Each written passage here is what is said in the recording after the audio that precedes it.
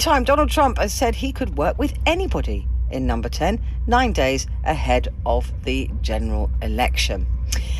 He is in the UK for a NATO summit being held in Watford today, and he attended a reception hosted by the Queen at Buckingham Palace last night. I bet she was thrilled.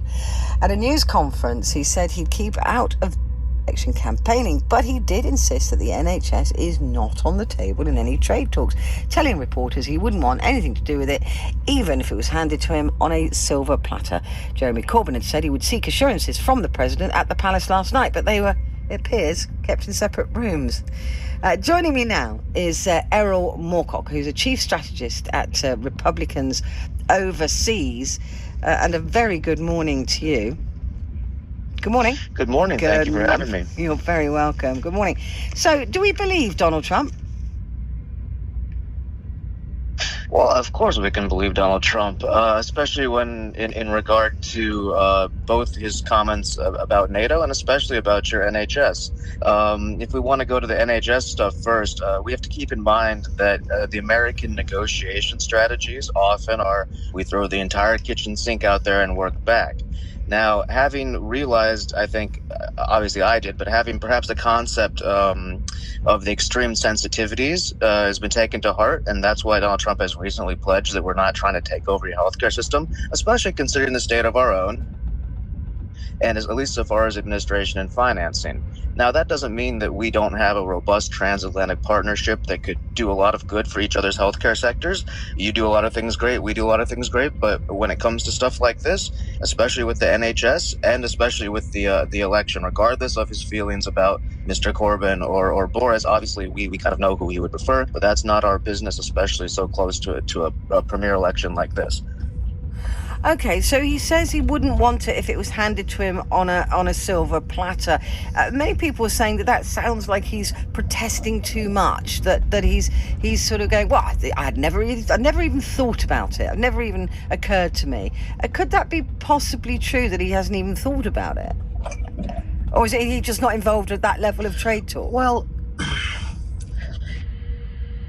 he's not involved directly on the international Medicare side of things. So obviously, when people bring things to him about trade, his initial reactions obviously are like, all right, well, let's work it out, let's get it back and forth. But once he started talking to a lot of more senior figures in that and realized the extreme emotional connection and the history behind that, I do believe and honestly feel that President Trump has realized that, and we can trust him on that 100%. What about his relationship with the two who want to be PM? We've got Jeremy Corbyn, and there's clearly no love lost between these two men. But Trump was saying, "Well, I barely heard of him. I barely know anything about him." Is that genuine? About Corbyn? Yeah. You mean? He's heard of him. Of course he's heard of him. I mean, since the founding of NATO, that was heralded as a bulwark against the pestilence of international communism, and as the shining capabilities of the collaboration between our two nations. Obviously, he doesn't quite have any sort of love loss with anybody who has maybe leanings that way. Now, has he heard of him? Absolutely has heard of him. Does he want to deal with him? Absolutely not. Do we want to share intelligence with individuals who have maybe very opposite goals of us? No. So has he heard of him? Yes. Has he sat around thinking about him? No, I would say. So, I mean, obviously we want Boris, but we're not here to tell you how to run your country. If Jeremy Corbyn gets elected, we'll deal with it. But sadly, if he's elected and some of the policies he goes through, I believe that the UK will be back at the back of the queue again in regards to dealing with this administration. And that's just a independent analysis. I don't speak for him directly on that, but that would be the underlying feelings there. Now, you say that he wants Boris Johnson. He doesn't really, does he? He wants Nigel Farage. Well, don't we all? Well, look, What? Boris, and no, I'm just kidding. I'm just kidding.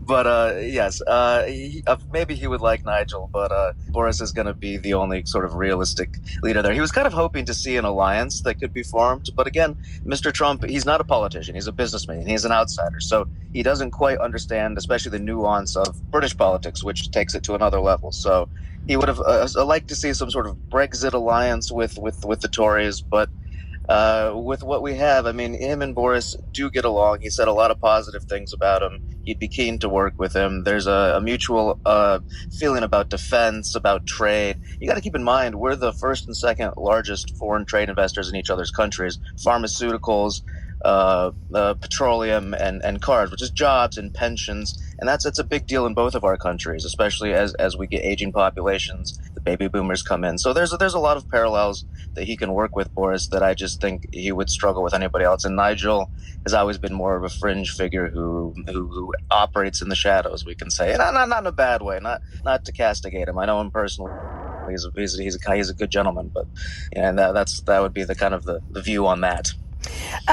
When we look at a future trade deal with the United States of America, many commentators here again suggesting that, look, Donald Trump has made no joke about him being a nationalist, an internalist. He's not a globalist. He seems to want to the tariff wars that are going on that barely get spoken about at the moment. He's lumping this tariff on the EU, 25%, 20% on whiskey and things like that, and everybody's lumping tariffs they want to lump on the digital giants that are in our countries. It looks like it's getting a bit grubby. Are we going to get a good deal from America? Oh, we are going to get a good deal for both of us. And when you're in the trenches, Really? in the early stage.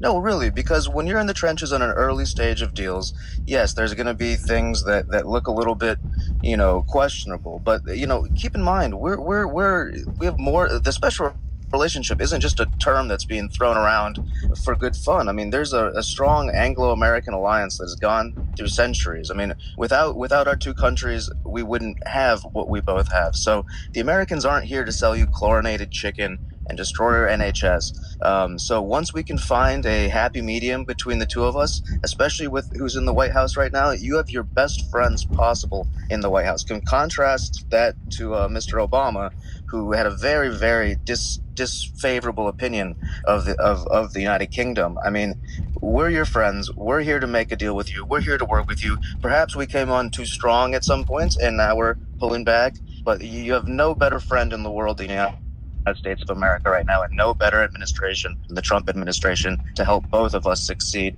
and bring prosperity to the future for our children and for the elderly and everybody in all of our countries. Because there's just quite a lot of things that we can add, especially in the world of international finance, and most importantly, and I want to stress this, is the security exchange that we have. We have internal access to both of our systems, and this kind of things is stopping terrorism, stopping child trafficking, these kind of things. So we're on the same side here, more than the U.S. and the EU by far, and we'd like to even make that a more robust and determined relationship going forward into the middle of the 21st century.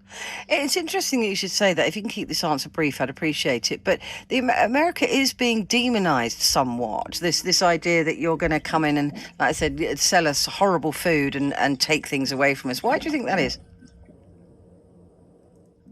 Well, I think there's when you get into election cycles, just as some comments that were made about NATO from on Trump's side, you get election cycles on your end. Obviously, people like to use buzzwords, so I think that just comes down to political posturing during a campaign season. I think it's unfair to the United States, but we understand that in an election cycle, words like that are thrown around, and we're the adults in the room understand what's going on, and we're going to be able to move past that. We don't have thin skin, so we'll be all right, I think. Thank you. Absolute pleasure to talk to you this morning. Thank you very much indeed, Erol Morkoç there, Chief Strategist at Republicans Overseas.